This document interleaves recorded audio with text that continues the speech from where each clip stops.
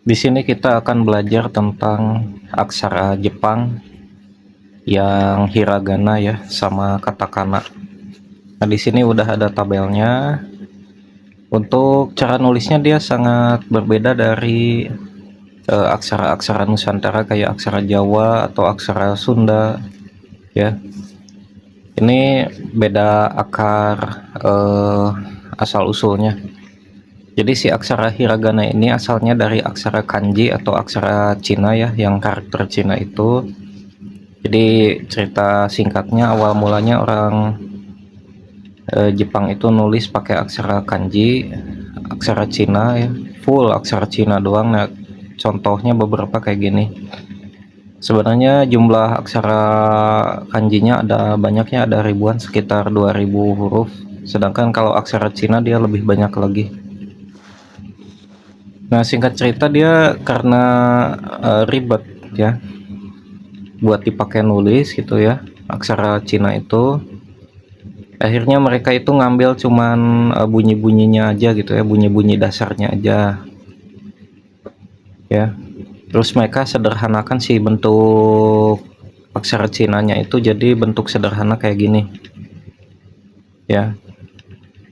Jadi cuman bunyi-bunyi dasar doang kayak a i u e o, kaki ku keko. Kalau di aksara Cina untuk bunyi k itu ada banyak banget gitu ya. Di aksara kanji ya banyak banget.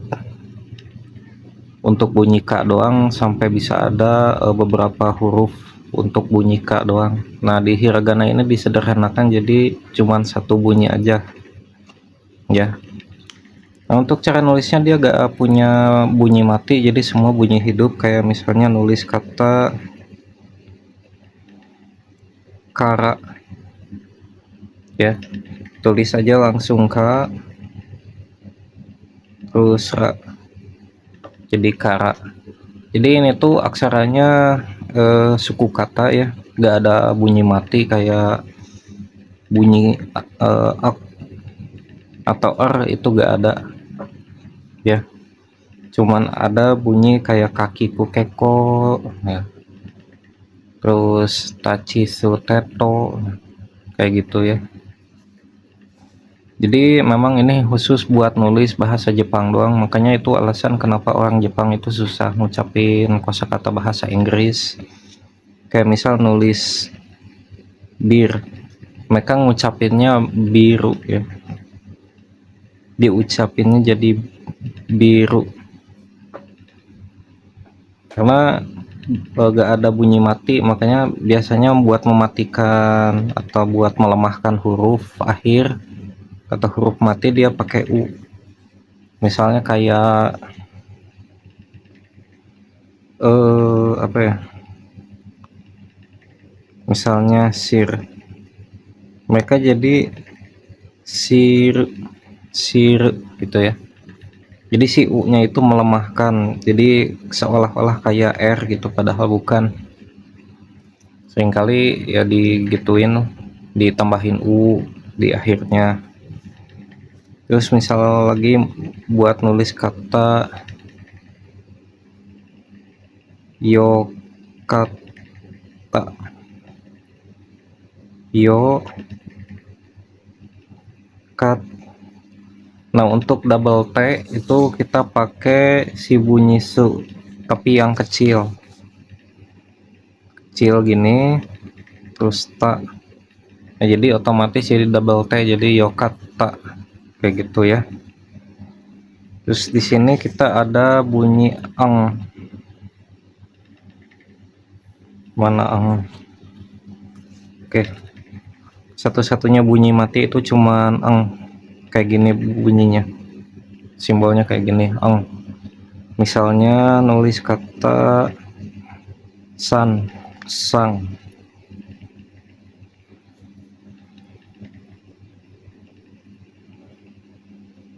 Udah gitu aja, cuman ini aja yang eksplisit buat bunyi mati n doang gitu, nggak ada yang lain. Ini pun dibacanya eng, agak mendengung. Nah, terus di sini ada perubahan sederhana ya, cuma nambahin simbol.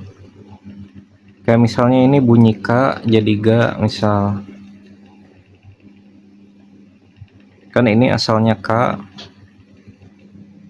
dia jadi ga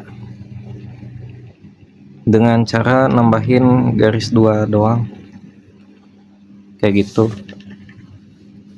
Termasuk untuk yang lain gigu, gego, terus zaji, zu, zezo, gak bisa jadi z ya, jadi ji aja. Zaji, zu, zezo. Ini tak jadi da, daji, zu, de, do, ba, bibu, bebo, pa, pi, pu, pepo. Nah di sini ada yang unik. Ini kan bunyi H, dia bisa jadi ba, tinggal nambahin garis 2 doang. Terus bisa jadi pak dengan nambahin lingkaran, jadi kayak gitu. Nah jadi untuk hiragana ini dia dipakainya buat nulisin kosakata asli bahasa Jepang ya, ya yang artinya bukan kosakata serapan ya, kosakata yang dia udah dipakai dari zaman dulu, misal kayak watashi, wa, terus ta, terus shi, jadi watashi. Nah ini kosakata asli Jepang, jadi tulisnya bisa pakai hiragana, bisa juga pakai kanji. Kanji ini watashi, dua-duanya boleh. Nah sedangkan kalau untuk katakana, dia dibuat kosakata serapan ya, misal kayak bir ya. Pertama dia harus dijepangin dulu, bir jadi biru, jadi i nya panjang terus akhiran ru, kayak gitu ya. Misal kita cari dulu bunyi bi. Nah ini bunyi bi,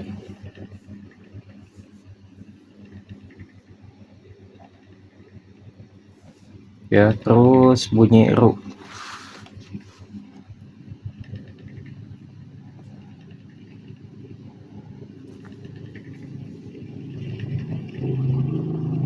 Ya. Oh ya, jadi di sininya agak panjang. Nah di sini ada tanda strip kayak gini, biru, artinya dibaca apa, panjang, agak panjang, biru ya. Terus lagi misal untuk kata serapan kayak ya pokoknya yang dari bahasa-bahasa asing lah, kayak misal buat nama orang Indonesia ya, jadi kanji atau hiragana bisa pakai buat nama Jepang, tapi kalau buat nama asli asing kayak misal Rahman, itu harus pakai katakana. Misal Rahman ini kan ada hak mati, nah di sini kita harus kayak nambahin bunyi u, jadi Rahman ya, ra, terus karena gak ada bunyi fu, bunyi hu ya, jadi fu.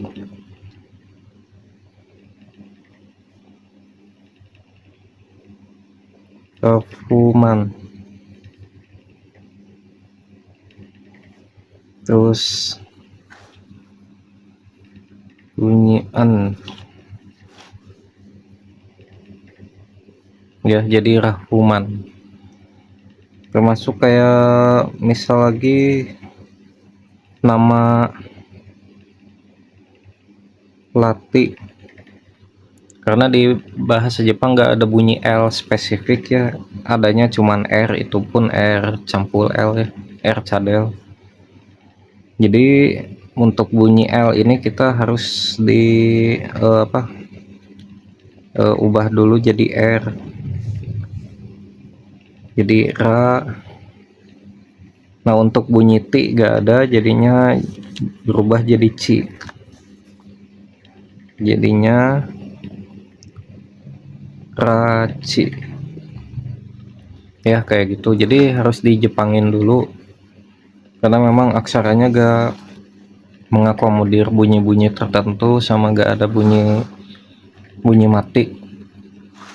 Makanya ya itu alasan kenapa orang Jepang susah ngucapin kosakata bahasa asing ya, karena salah satunya gak ada bunyi matinya. Bahkan pas belajar bahasa Inggris pun mereka malah pakai aksara katakana ini ya, pengucapannya juga pakai pengucapan Jepang yang akhirnya ya pengucapan bahasa Inggris mereka kurang kurang terbiasa dengan bentuk huruf mati. Jadi sebenarnya ini cuman soal pembiasaan, bukan karena orang Jepang gak bisa bener-bener ngucapin huruf mati, tapi mereka lebih ke kurang terbiasa aja gitu ya. Nah, untuk aksara kanji ini yang paling ribet ya. Soalnya kayak gini nih, satu aksara kanji itu bisa dibaca dua kata kayak gini. Bisa dibaca gaku, bisa dibaca mana. Misal kalau untuk nyebut sekolah dia disebutnya gakusei, sedangkan kalau belajar manabu gitu. Pokoknya kanji ini tuh ada hubungannya dengan belajar gitu ya. Gakusei sekolah ya, berarti sekolah kan tempat belajar. Manabu ya artinya belajar juga. Terus ini dibacanya sampai 3 su, te atau ta ya. Terus ini dibacanya kan ken, aida, ma. Ini dibacanya getsu, gatsu atau suki. Ini tergantung konteks ya, konteks kata. Misal kalau ditulis sendiri dia umumnya dibaca suki, kalau buat bulan dia getsu kayak gitu ya. Terus ini si yo, yon. Jadi kanji itu kalau berdiri sendiri beda dibacanya, kalau digabung sama kanji lain beda lagi dibacanya kayak gitu ya. Paling segini aja dulu ya.